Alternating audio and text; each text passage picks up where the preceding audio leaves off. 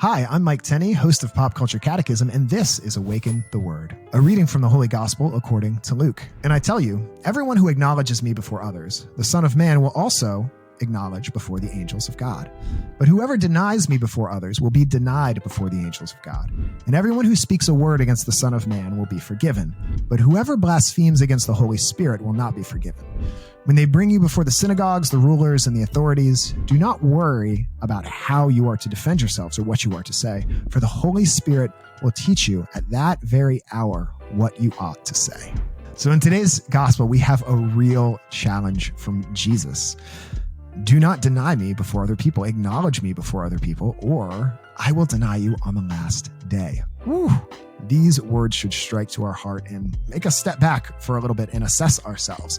Now, what I don't think Jesus means is that we need to be super anxious about does that person know what I believe? Does that person know what I believe? I don't think we need to, every person we know, we don't need to be hitting them with the Bible and correcting them on their sins every 5 seconds as if that's what Jesus is talking about. I don't think that's what he is talking about.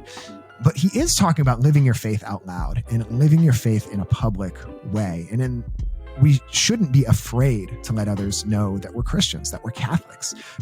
People who know us should know that that's a vibrant part of our lives. In the same way as if you were friends with someone or worked with someone for a long time and you never knew anything about them, you never knew the important things to them, what they valued, who was in their family, that would be a bad thing. That would be you're keeping something from them. And so the people in our lives, we should be open enough about our faith that they know what we believe. They know who we are and whose we are.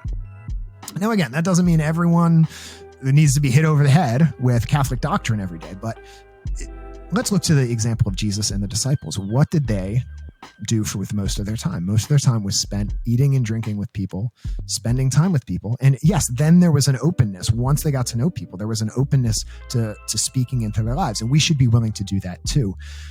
We can't keep our faith all to ourselves, all private. Now, the tricky part of this passage is Jesus says those that blaspheme against the Holy Spirit will not be forgiven. What does this mean? Here's how I understand it. This is in the middle of Jesus railing against the Pharisees who couldn't recognize God when God was right in front of them.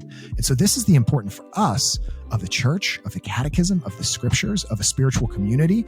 If we are just going it alone in this spiritual life, a lot of times we're going to confuse what's good with what's bad. And how can we be forgiven by God if we think everything God's doing is bad, if we think God is evil? And so this is why it's important for us every day to take time with the scriptures, to make the sacraments a regular part of our life, to make prayer a regular part of our life, and to make good holy friendships a regular part of our life.